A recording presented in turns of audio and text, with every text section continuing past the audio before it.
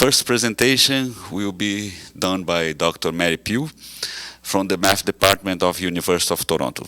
Okay, you have 30 minutes.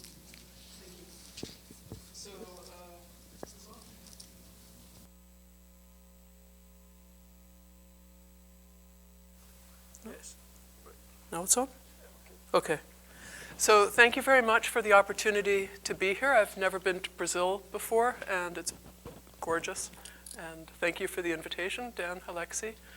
I will be speaking about a topic which is not in a porous medium, but it has interesting structures, and if nothing else, it'll be something different. So the work that I'm talking about is joint work with Stephen Morris. He does experiments. He's in physics. And the words Smectic, Electroconvection, I will explain during the talk. So thermal convection is, this is something that people are familiar with fluids. If you have a pot of water on your stove, it's hot, you heat on the bottom. The surface of the liquid is cold relative to the bottom. If the temperature difference is not too much, then a fluid at rest can just conduct the heat from the bottom to the top without moving. But if you make the bottom of the pot hot enough, then it is more effective for the fluid to go into motion as a way of conducting the heat. And so when this becomes hot enough relative to this, the fluid, it goes into motion, and you get these convective rolls. The fluid goes up, and then it goes down, up, and then it goes down, down, and it goes up, down, and it goes up. If you look from above, what you're seeing here is a circular dish of fluid, and some of these rolls are going up and some of them are going down, and the temperature difference is not very much. It's a good, nice ordered structure, pretty nice. If the temperature difference goes much higher, you get very interesting chaotic patterns. This is Rayleigh-Bénard convection. It's been studied very much by fluid dynamics people. There are three-dimensionless quantities that determine the fluid motion. One of the key ones is the Rayleigh number. This is proportional to the temperature difference, hot minus cold. As the Rayleigh number increases, the fluid goes from being at rest to having simple roll structures to having chaotic roll structures. It's a very big project in physics and mathematics to understand this. What is difficult is it's a three-dimensional flow. It's got across, and up out of the blackboard. And the tanks, they have corners, and so you can have eddies forming in the corners of the tank of liquid. And so physically, it's a hard problem to study experimentally, and numerically, it's tricky as well. And so my collaborator, Stephen, who has done a lot of work in Rayleigh-Bénard convection, was interested in a easier experiment, an experiment that maybe wouldn't be three-dimensional, and an experiment that wouldn't have boundary problems. And so he came up with an experiment involving smectic liquid crystal films. So smectic just means soap, like soapy. And you have these molecules, and the molecules, they like to form layered structures. So when they're in the smectic A phase, you have all of the molecules lined up in one layer, and then you go down a layer, all of the molecules are lined up, you go down a layer. So it's a soap film made out of these molecules, and they're little rods. They can move easily like this, but they can't go down. So it's a two-dimensional fluid flow, where the two dimension is seen from above, the fluid cannot go up and down. It can only go laterally. So it's a soap film, and the molecules, they can move laterally. So this makes it a two-dimensional problem. Now, what is the analog of temperature? With the fluid, you had hot on the bottom, cold on the top, and that made the fluid start to move if this was too hot relative to this. With the soap film, if you add little dopants or metals to the liquid crystal, then it can carry charge. And so instead of temperature, what you have is voltage. So you have metal here, an electrode, a battery, and soap film. And so you have a voltage from here to here. That voltage makes charges build up on the surface of the soap film. And if the voltage is, this difference is large enough, it makes the fluid start to move. Just the way if the temperature difference is too large, the fluid starts to move. And so the analog to temperature difference is voltage. So we have a two-dimensional fluid flow being driven by voltage. So that's the Smectic electroconvection. And you can do this for any shape soap film. What's very nice is that if you choose a soap film like this, so here you look from above, this is going to be metal electrode. Out here, metal electrode. Here, soap film. From the side, metal electrode, and here, soap film. So this is a naturally periodic experiment. The only boundary in the experiment is where the soap film meets the metal and the soap film meets the metal. So unlike thermoconvection experiments, there are no corners for the fluid to make eddies or anything like this. So this is a very beautiful and simple experiment to study convection in. So this is a video of one of the experiments. It's not a video yet, I haven't hit play. But here you see the inner electrode, it's metal. Here is the outer electrode, it's metal. In between here is the soap film. The soap film, in the beginning, it's not a uniform thickness. In the beginning, when you make the soap film, it's thicker in some places and thinner in other places.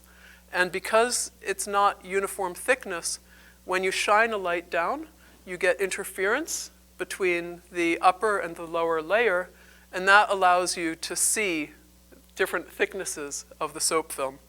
So this is at the very beginning, when the soap film has just been created, and it's not uniform yet. Because it's not uniform yet, you can see things when you turn on the voltage. So it's initially at rest, and then you turn, it's initially at rest, and then you turn on the voltage.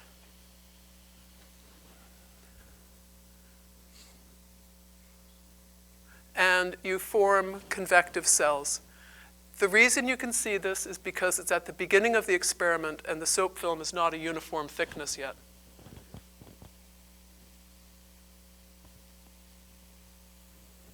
Another thing which is nice in the experiment is if you want, you can make the inner electrode, you can make this turn. You put a motor and you make the inner electrode spin. And this allows you to look at the competition between Reynolds number and Rayleigh number. This is something you cannot do with the thermal convection experiments. So this is another thing which is nice about the experiments. And this is a video with turning inner electrode.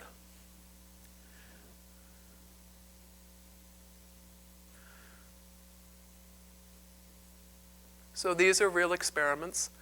Now, you can take videos of the experiments, but this is very early when things are not uniform thickness yet. And it's transient. It's not a clean experiment yet.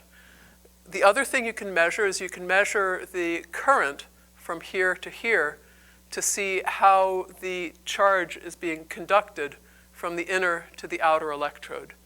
And that allows you to measure how effective the extra fluid motion is at transferring the charge. If you run the experiment a little bit longer, it looks like this. The film has constant thickness, so same thickness everywhere. That means when you look at it from above, you don't see anything because it's constant thickness. But within this, it's moving, but you can't see anything because of the constant thickness. So experimentally, once enough time has passed that the experiment has become clean and it has constant thickness, the only thing you can measure is the current flow, is the current from here to here. And this makes it a difficult problem to study experimentally because you can have different fluid flows, but they all look like this. The only thing you can measure is how good the different fluid flows are transferring current from here to here. So this makes it natural to try and numerically compute this problem.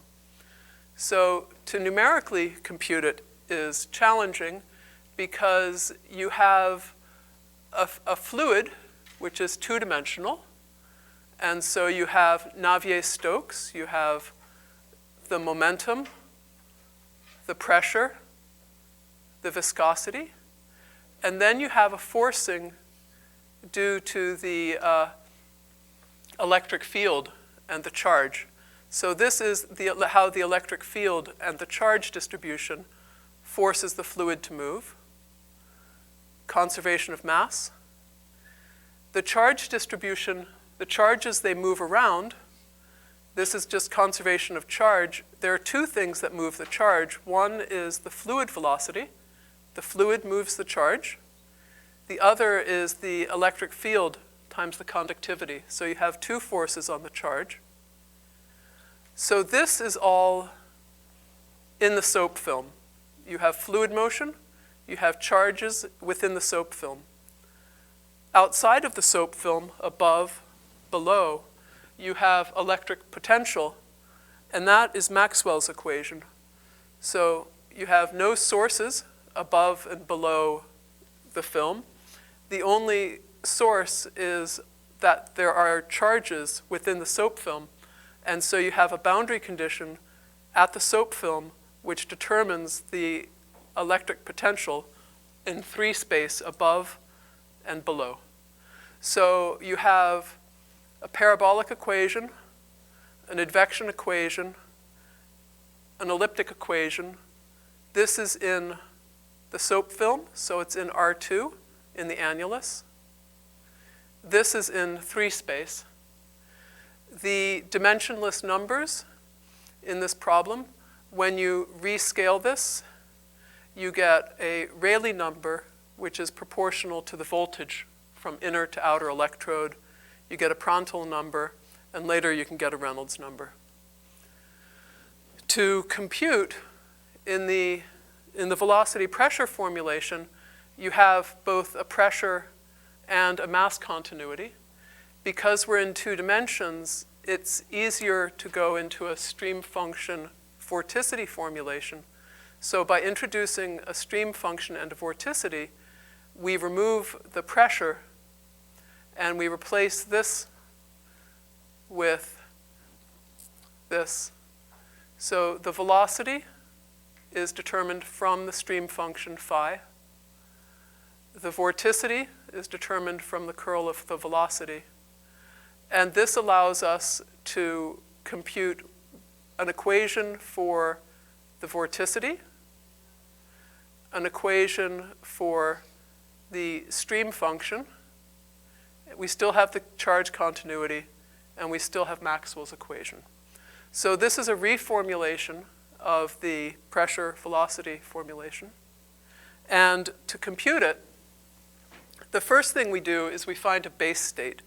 So when you do thermal convection, there's a temperature profile which is linear from bottom to top, a linear temperature profile, and the fluid motion is at rest. When people study thermal convection, they take off this base state and they look at deviations from that base state. Here, you do the same thing. You find a base state which is a radial profile from the inner electrode to the outer electrode, and that base state has the voltage jump in it. And if the inner electrode is rotating, there's an exact solution corresponding to a simple fluid rotation. And then you subtract that off and you compute everything relative to that deviation. So the first state is to find a base state, which corresponds to the boring fluid flow, which will become unstable if the Prandtl number is large enough. And you can write it down. It's a simple logarithm and not such simple functions, but you can write it down and you subtract everything off. You can plot it. It's a simple base state. So the second step is you take the original system of PDEs and you look at the deviation from the base state, the deviation from the base state, and so you have the deviation from, this is the electric potential base state, and this is the true solution. It depends on radius, angle, and time. So you can subtract this off, and that's the electric potential at the thin film surface, the deviation from the base state. This is the charge distribution. You subtract off the charge base state, and so forth. So that's the second step, is to write everything in terms of deviations from the base state.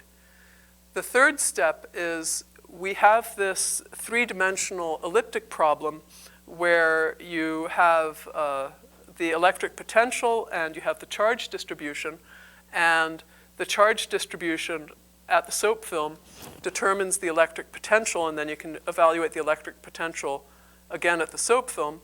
And so this is a Dirichlet to Neumann map. So instead of trying to solve the electric potential in R3, what you do is you write down a Dirichlet to Neumann map, which allows you to go from this is the electric potential, R theta height Z is equal to 0.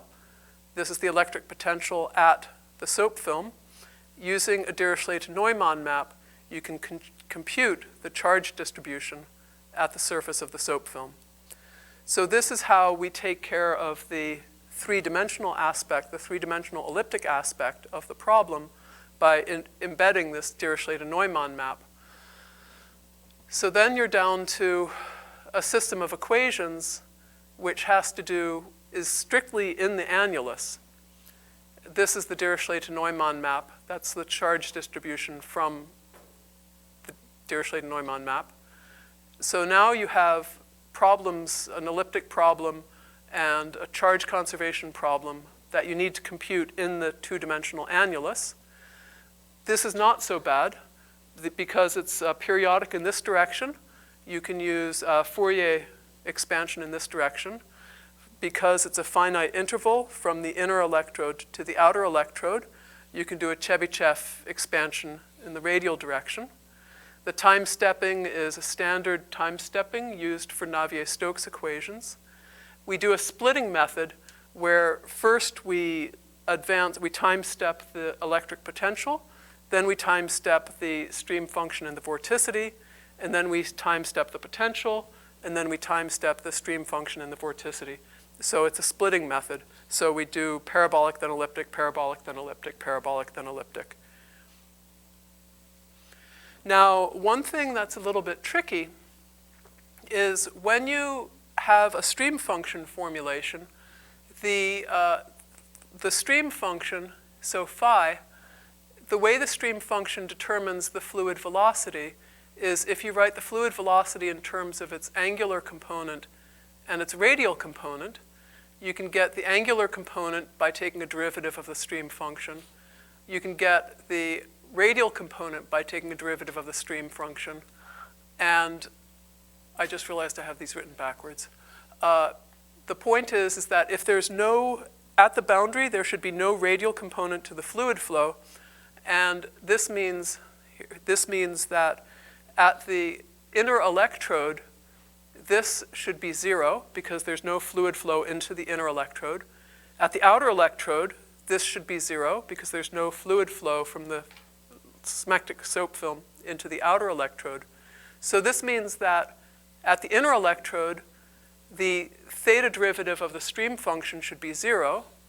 At the outer electrode, the theta derivative of the stream function should be 0. That means that at the inner electrode, the stream function is constant. At the outer electrode, the stream function is constant. Because everything is determined by derivatives of the stream function, you can always add a constant to the stream function. And so normally when there's only one boundary, what people do is they say, well, just take the stream function to be equal to 0 at one boundary. But here we have two boundaries. We have an outer boundary and an inner boundary. At the outer boundary, maybe we want to take the stream function to be identically 0 because it's determined up to a constant, so may as well make it 0. But at the inner boundary, all we know is that the stream function is a constant, but we don't know what the constant value is. And because we're doing a spectral method where you decompose the radial part of the solution from the angular part of the solution, you can't just simply impose this within the computation trivially because we're doing a spectral method. So what we need to do is we need to find some way of computing the constant value of the stream function in here.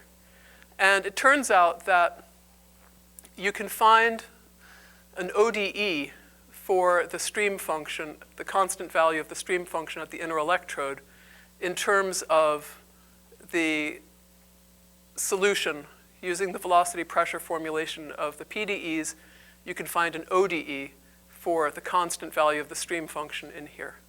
So this means that to time step the solution, you need to solve parabolic PDEs for the charge distribution, the vorticity, and you have to solve for the stream function and the charge distribution.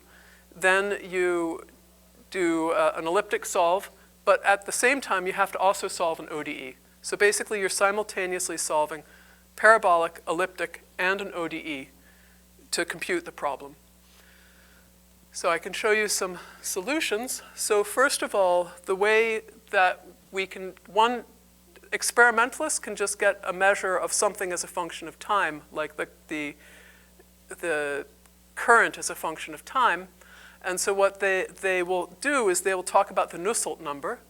So the Nusselt number is you measure what the current is, then you compute what the current would have been if there were no fluid flow.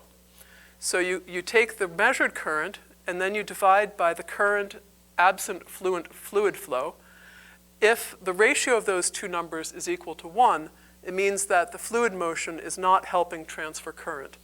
If the ratio of those two numbers is greater than 1, it means that the fluid motion is actually carrying some of the current, that it's not just the conduction. And so that's the Nusselt number. And so when you look at the Nusselt number, you want to know, is it equal to 1? Is it greater than 1? How much greater than 1 is it? And the reduced Nusselt number is just the Nusselt number minus 1. So here's a simulation where the inner electrode is at rest. So the inner electrode is at rest. The voltage has been chosen so that the stationary flow is slightly unstable. And if you plot the reduced Nusselt number as a function of time, then you find that it increases exponentially, and then it plateaus. If you compute the norm of the charge density, you find that it increases, and then it plateaus. So this is a fairly unexciting thing. If you look at the computed solutions, you see that as time passes, you form these convective rolls. This is I'm plotting the deviation of the stream function as a function of time. This is the norm. And so if you start the solution, if you start the video again, oh, don't do that. If you see that the size is getting larger and larger. Oh, and this is the, this is the charge density. So this is the analog of temperature. It forms these nice plumes, like what you see in thermal convection. So this is when it's just barely unstable. So this isn't very different from Rayleigh-Bénard. If you introduce shear, you can get periodic behavior. This is new. And here is the stream function deviation. The line is to tell you how the inner electrode is turning. You see that if you look at the size of the solution, you see that it's decreasing, then increasing, decreasing, and then increasing. And these are nice turning convective rolls, except that their magnitude is changing in time. The charge density deviation, this would be the analog of temperature, is also doing the same thing. It forms reasonable structures, and then if you look at this norm, you see that it's increasing and then decreasing. And then we get to something which is really, really non-standard. So here, the inner electrode is turning, and the voltage difference is in a regime so that initially you get an exponential growth, then you get this sort of oscillatory behavior, then something transitions, and then it transitions again. And with each, here, the fluid flow is carrying the charge more effectively than if the fluid were at rest. Then it goes to some other configuration which carries the charge even more efficiently compared to the fluid at rest, and then it transitions to a third thing. And so this is a bit of a slow video, but at first you get these rolls emerging, and if you watch the axis, you see that these structures are increasing and then decreasing and increasing and then decreasing. They're sort of breathing. And then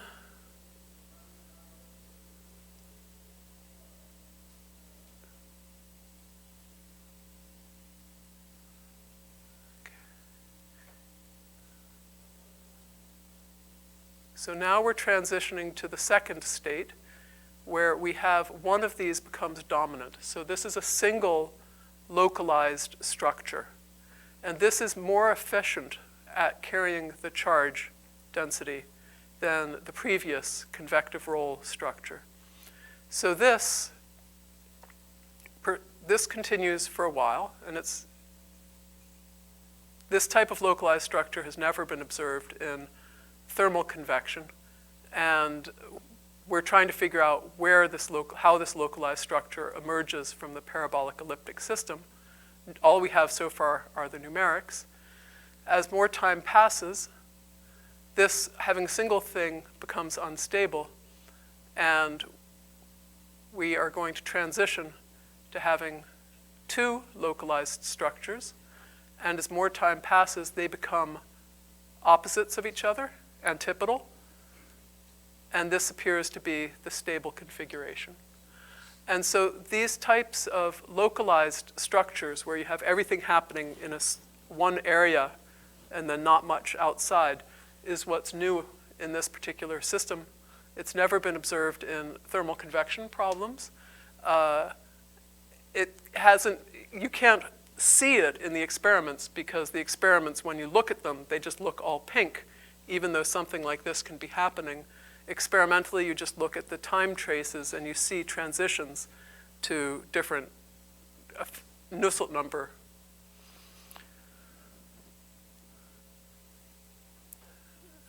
And so that's pretty much it. You can look at the charge density deviation and observe the same thing. And so this is a work in progress. So experimentally, the apparatus has to be automated instead of having a graduate student doing all of the work. And we need to start doing the bifurcation theory approach. Instead of solving this as an initial value problem, try and compute the special solutions It's not easy because it's parabolic, elliptic, and an ODE. And we want to find why these localized structures are occurring and possibly try to find reduced system that has similar localization. So that's it.